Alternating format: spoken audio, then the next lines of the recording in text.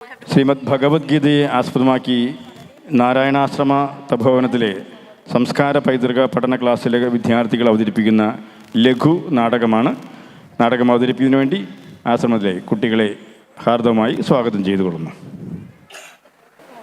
സംപൂജ്യ സ്വാമി ഭൂമാനന്ദ തീർത്ഥജി മഹാരാജിൻ്റെ പാദങ്ങളിൽ പ്രണാമം. സ്വാമി നിർവിശേഷാനന്ദ തീർത്ഥജിയുടെ പാദങ്ങളിലും പ്രണാമം. മാ ഗുരുപ്രിയാജിയുടെ പാദങ്ങളിലും പ്രണാമം. സദസ്സിലിരിക്കുന്ന സന്യാസി വര്യരുടെ പാദങ്ങളിൽ പ്രണാമം. സദസ്യർക്കേവർക്കും സാദര പ്രണാമം. ഏത് ഭാരതീയനും സുപരിചിതമായ ഗ്രന്ഥമാണ് ഭഗവത്ഗീത. പക്ഷേ നമ്മൾ ബഹുഭൂരിഭാഗവും ഭഗവത്ഗീത വായിച്ചിട്ടുണ്ടാവില്ല എന്നതാണ് വാസ്തവം. കാരണം മിക്കവരുടെയും ധാരണ ഭഗവത്ഗീത സന്യാസിമാരും പ്രായമേറിയവരും പഠിക്കേണ്ട പുസ്തകമാണെന്നാണ്. നമ്മുടെ എല്ലാവരുടെയും ജീവിതം പ്രശ്നനിർഭരമാണ്. നമ്മളെല്ലാവരും ആഗ്രഹിക്കുന്നതോ പ്രശ്നമുക്തമായ സുന്ദര ജീവിതവും. ഇത് സാധ്യമാണോ? 100% സാധ്യമാണെന്നാണ് നമ്മുടെ പൂർവികർ പറയുന്നത്. എല്ലാ കാലത്തും ഏത് ദേശത്തും ഇത് സാധ്യമാണ്. ഇതിന് ഉദാഹരണമായി ഭഗവത്ഗീത അർജുനനെയാണ് അവതരിപ്പിക്കുന്നത്. ഒരുവൻ ജീവിതത്തിൽ അഭിമുഖീകരിക്കാൻ സാധ്യതയുള്ള ഏറ്റവും സങ്കീർണ രംഗം രണഭൂമിയിലാണ് ഉണ്ടാകുക. അതാണ് ഗീതയുടെ പ്രമേയം. ഇത്രയും സങ്കീർണ പ്രശ്നത്തിന് എന്നുവെച്ചാൽ ഘോരമായ സമ്പർക്കത്തിന് ഉള്ള പരിഹാരമാണ് ഗീതയിലൂടെ ശ്രീകൃഷ്ണൻ നൽകുന്നത്. നമ്മുടെ ധാരണ അധ്യാത്മം ജീവിതത്തിൽ നിന്നുള്ള ഒളിച്ചോട്ടമാണെന്നാണ്. ഇത് ശരിയേ അല്ല. മറിച്ച് അധ്യാത്മജ്ഞാനവും സംസ്കാരവും നമ്മുടെ ജീവിതം പ്രശ്നരഹിതവും സുന്ദരവും സുഭഗവുമാക്കി തീർക്കുന്നു. ഈ വസ്തുത നമ്മുടെ ജീവിതത്തിൽ കുറച്ചെങ്കിലും സ്വീകരിച്ചാൽ അത്രയും സൗഭാഗ്യം നമുക്ക് ലഭിക്കും. സ്വൽപമപ്യസ്യ ധർമ്മസ്യ ത്രായത്തെ മഹതോ ഭയാത്. ഈ സന്ദേശം നൽകുന്നതിനായി നാരായണാശ്രമ തപോവനത്തിലെ സംസ്കാര പൈതൃക ക്ലാസ്സിലെ കുട്ടികൾ അവതരിപ്പിക്കുന്ന ലഘുനാടകമാണ് ഇവിടെ അരങ്ങേറുന്നത്. ഒരു ചെറിയ കുടുംബത്തിലെ സമസ്യകളാണ് ഇതിലെ വിഷയം. ലഘുനാടകം ഇവിടെ ആരംഭിക്കുന്നു.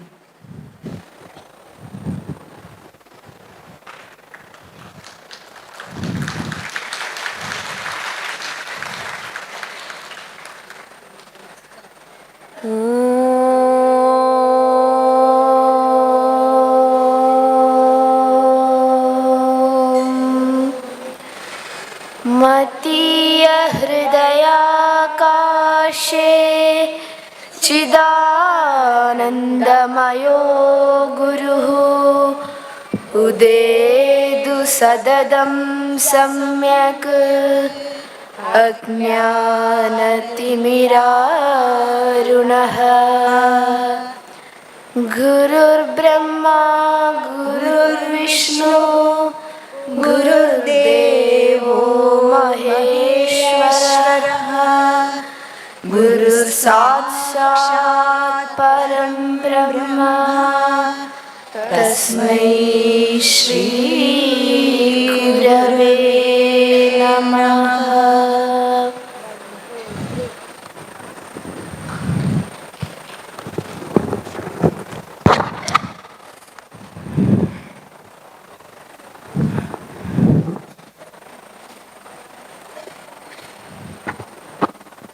न जायते म्रियते वा कदाचित् नायं भूत्वा भविदा वा न भूयः अजो नित्यः शाश्वतोऽयं पुराणो न हन्यते हन्यमाने शरीरे. കൃഷ്ണ, അങ്ങ് എത്ര നല്ല കാര്യമാണ് പറഞ്ഞത്. അതിന് ജന്മമില്ല, മരണവും. അത് ജന്മമില്ലാത്തതാണ്, ഏറ്റവും ഉള്ളതാണ്, ഏറ്റവും പുരാതനവുമാണ്. അത് മരിക്കുന്ന ശരീരത്തിൽ വസിക്കുന്നു, പക്ഷെ അത് മരിക്കുന്നില്ല. ഹോ, എത്ര അത്ഭുതകരം! അത് മരിക്കുന്നില്ല, അത് മരിക്കുന്നില്ല. മുത്തച്ഛ, ആരാണ് ഒരിക്കലും മരിക്കാത്തത്? ആരുടെ കാര്യമാണ് മുത്തച്ഛൻ പറയുന്നത്?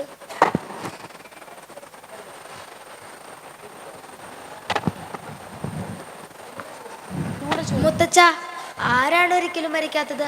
ആരുടെ കാര്യമാണ് മുത്തച്ഛൻ പറയുന്നത്? ഞാൻ എന്നെക്കുറിച്ചാണ് പറയുന്നത്. ഞാൻ നിങ്ങളെക്കുറിച്ചാണ് പറയുന്നത്. ഞാൻ എല്ലാവരെയും കുറിച്ചാണ് പറയുന്നത്. ഞങ്ങൾക്കൊന്നും മനസ്സിലാകുന്നില്ല.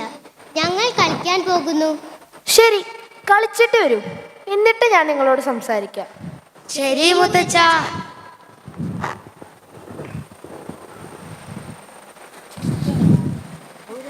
മാത്രാ സ്പർശാസ്തു കൗന്ദേയ ശീതോഷ്ണസുഖദുഃഖദാഃ ആഗമാപായിനോ അനിത്യാഃ താം സ്ഥിതിക്ഷസ്വ ഭാരത. കൃഷ്ണ, അങ്ങ് പറയുന്നത് നമ്മുടെ ഇന്ദ്രിയങ്ങൾ കൊണ്ട് മാത്രമാണ് സുഖവും ദുഃഖവും അനുഭവിക്കുന്നതെന്നാണ്. അവ വരികയും പോവുകയും ചെയ്യും. അതിനാൽ അവയെ സഹിക്കുക. പക്ഷെ സഹിക്കാൻ പ്രയാസമാണ്. എങ്ങനെ സഹിക്കും? ശൈത്യവും വേനലും വന്നു പോകുന്നത് പോലെ സന്തോഷവും സങ്കടവും വന്നു പോകും. ജീവിതത്തിൽ ദുഃഖമുണ്ടാകും. വിഷമിക്കേണ്ട, കാരണം അത് പോകും. മനസ്സിലായി?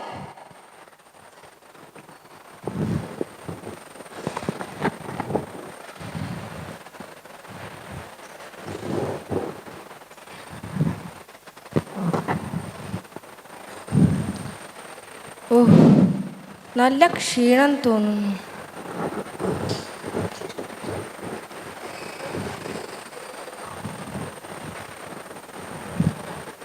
അച്ഛാ, ഈ ദൈനംദിന തിരക്കുകൾ കാരണം എൻ്റെ മനസ്സ് വല്ലാതെ അസ്വസ്ഥമാണ്. ഭഗവത്ഗീതയിലെ ചില ശ്ലോകങ്ങൾ വായിച്ച് ചിന്തിച്ചിരുന്നെങ്കിൽ നിന്റെ മനസ്സ് അസ്വസ്ഥമാകുകയില്ലായിരുന്നു. ശരി, വിശ്രമിച്ചിട്ട് വരൂ, എന്നിട്ട് ഞാൻ നിനക്ക് പ്രയോജനപ്പെട്ട ഒരു കാര്യം പറഞ്ഞു തരാം. ശരി അച്ഛാ.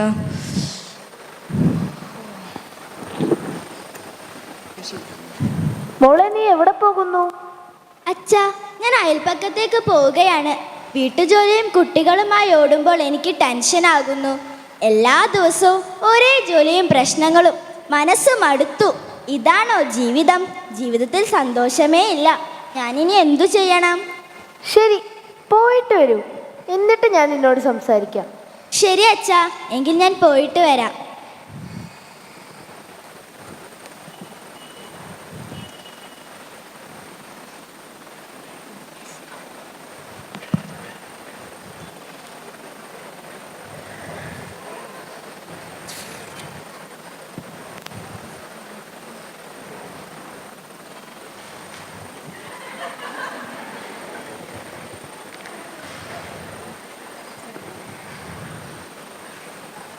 ഇവിടെ ഒറ്റയ്ക്ക് എന്താ ചെയ്യണേ?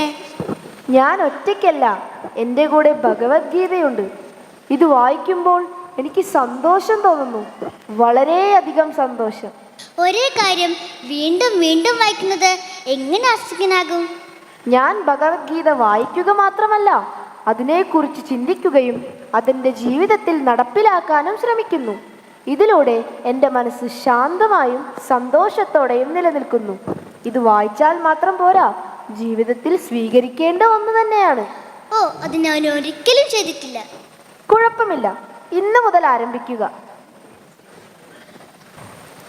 മുത്തശ്ശൻ ഭഗവത്ഗീത വായനയിൽ മുഴുകി അതിൻ്റെ അർത്ഥം മനസ്സിലാക്കി ചിന്തിച്ച് സന്തോഷിക്കുന്നു. കുറച്ചു സമയത്തിനു ശേഷം മുത്തശ്ശൻ പറഞ്ഞതനുസരിച്ച് കുടുംബത്തിലെ എല്ലാവരും സ്വീകരണ മുറിയിൽ ഒന്നിച്ചു കൂടുന്നു.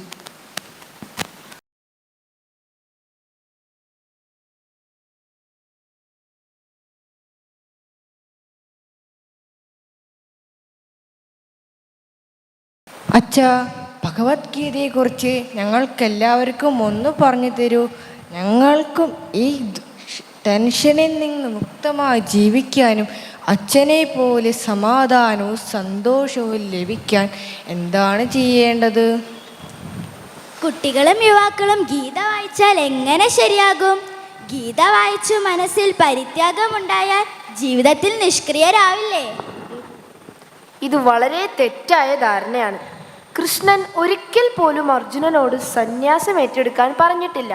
മറിച്ച് യുദ്ധം ചെയ്യണമെന്നും തൻ്റെ കർത്തവ്യങ്ങളിൽ നിന്ന് ഒഴിഞ്ഞു മാറരുതുമെന്നാണ് പറഞ്ഞിട്ടുള്ളത്. ആ സന്ദർഭത്തിൽ യുദ്ധം ചെയ്യുക എന്നുള്ളതായിരുന്നു അർജുനന്റെ കർത്തവ്യം. സത്യത്തിൽ ഗീത കുട്ടിക്കാലത്ത് തന്നെ വായിച്ചു മനസ്സിലാക്കേണ്ട ഒന്ന് തന്നെയാണ്. മുത്തച്ഛ, എനിക്കൊന്നും മനസ്സിലാകുന്നില്ല. നിങ്ങൾക്ക് മനസ്സിലാകുന്നുണ്ടോ? മനസ്സിലാകുന്നില്ല. മുത്തച്ഛനെ ഞങ്ങൾക്ക് വേണ്ടി ഒന്നും കൂടി വിശദീകരിച്ച് പറഞ്ഞു തരാമോ? അതിനെന്താ, കൃഷ്ണൻ പറയുന്നത് ഇഷ്ടാനിഷ്ടങ്ങളില്ലാതെ, ഫലം സുഖമോ ദുഃഖമോ എന്ന ചിന്തയില്ലാതെ യുദ്ധം ചെയ്യാനാണ്.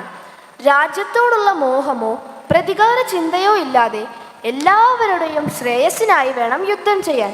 അതുപോലെ നമ്മളും ആകാംക്ഷയോ ആഗ്രഹമോ ഇല്ലാതെ കർത്തവ്യങ്ങൾ നിറവേറ്റണം. അതിൻ്റെ പരിണിതഫലം സുഖമോ ദുഃഖമോ ആകട്ടെ, രണ്ടിനെയും ഒരുപോലെ കാണാനും സ്വീകരിക്കാനും പഠിക്കണം. നമ്മൾ ഈശ്വരനെ ആരാധിക്കുകയും വ്രതാനുഷ്ഠാനം നടത്തുകയും ചെയ്യുന്നു. നമ്മൾ ഈശ്വര ഭക്തരാണ്. ഇത് നമുക്ക് ഗുണം ചെയ്യില്ലേ? നല്ലതു തന്നെ. എന്നാൽ ഭഗവാൻ ഭക്തരിൽ നിന്ന് എന്താണ് ആഗ്രഹിക്കുന്നതെന്ന് നമുക്കറിയാമോ? ഭക്തിയോഗത്തിൽ കൃഷ്ണൻ ഇതിനെക്കുറിച്ച് സംസാരിച്ചിട്ടുണ്ട്. നമ്മൾ ഓരോരുത്തരും അത് വായിക്കേണ്ടത് തന്നെയാണ്. ഓ ശരി മുത്തച്ഛ, ഞങ്ങൾക്ക് ഗീതയെ നമ്മൾ എങ്ങനെ മനസ്സിലാക്കണം? ഞങ്ങൾക്ക് മനസ്സിലാകുന്നില്ല. ചില ശ്ലോകങ്ങൾ നന്നായി ചൊല്ലാൻ പഠിക്കണം. ഒരു ശ്ലോകം ഞാൻ നിങ്ങൾക്ക് ചൊല്ലിത്തരാം. വിദ്യാവിനയ സമ്പന്നേ വിദ്യാവിനയ സമ്പന്നേ ബ്രാഹ്മണേ ഗവിഹസ്തിനി ബ്രാഹ്മണേ ഗവിഹസ്തിനി ശുനി ചൈവ ശ്വപാകേ ച ശുനി ചൈവ ശ്വപാകേ ച പണ്ഡിതാ സമദർശിനഃ പണ്ഡിതാ സമദർശിനഃ. എല്ലാ ജീവജാലങ്ങളിലും ഈശ്വരനുണ്ട്. അതിനാൽ എല്ലാവരെയും സ്നേഹിക്കുക. ഇതാണ് നിങ്ങൾക്കുള്ള സന്ദേശം. ഓ ശരി മുത്തച്ഛ, ഞങ്ങൾക്ക് മനസ്സിലായി. എല്ലാവരിലും ഭഗവാനുണ്ട്. മുത്തച്ഛന് ഞങ്ങളെ ഗീത ദിവസവും പഠിപ്പിച്ചൂടെ? അതിനെന്താ, എനിക്ക് അറിയാവുന്നിടത്തോളം ഞാൻ നിങ്ങളെ പഠിപ്പിച്ചു തരാം. പക്ഷേ ഒരു ഗുരുവിന് മാത്രമേ പൂർണ്ണമായ അറിവും പകരാൻ കഴിയൂ. കാരണം ഗുരു അദ്ദേഹത്തിൻ്റെ അനുഭവത്തിൽ നിന്നാണ് സംസാരിക്കുന്നത്. ഗുരുവില്ലാതെ യഥാർത്ഥ അറിവില്ല. എന്നാൽ എങ്ങനെയാണ് ഒരു ഗുരുവിനെ കണ്ടെത്തുക? പൂർണ്ണമായ ഹൃദയത്തോടെ പ്രാർത്ഥിക്കൂ. ഗുരുവിനെ തീർച്ചയായും കിട്ടും.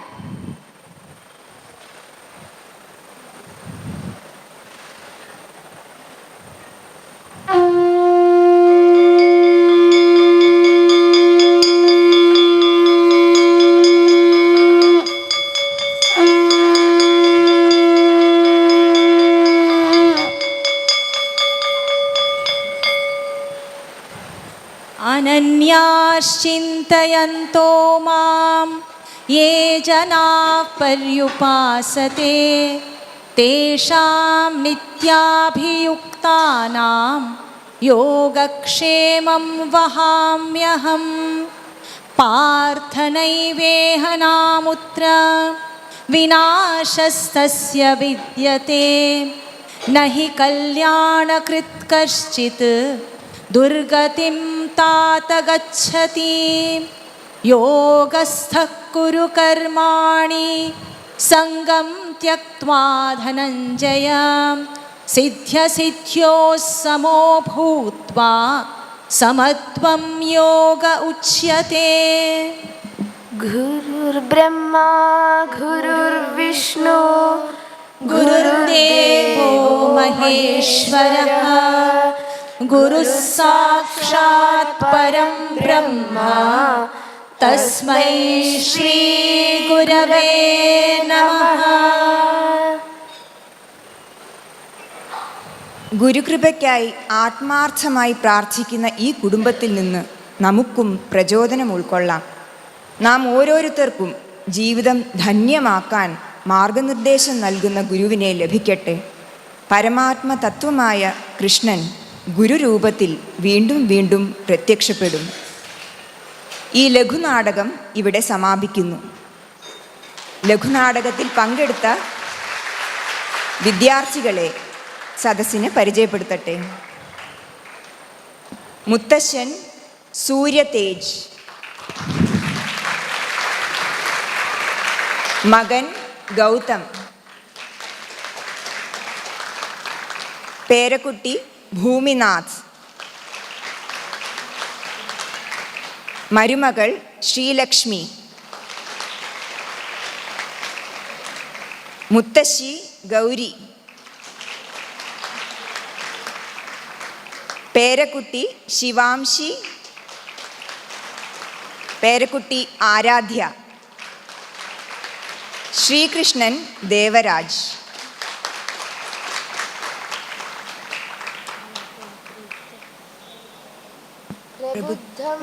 വിമുക്തം വികാരാതിരം പ്രസന്നം സദാ നിത്യബോധസ്വരൂപം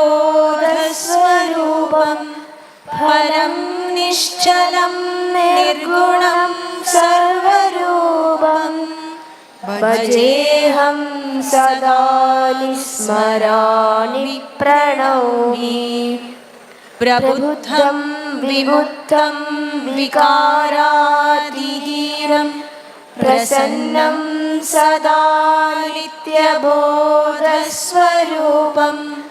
പരം നിശ്ചലം നിർഗുണം സർവരൂപം ഭജേഹം സദാ സ്മരാമി പ്രണൗമി.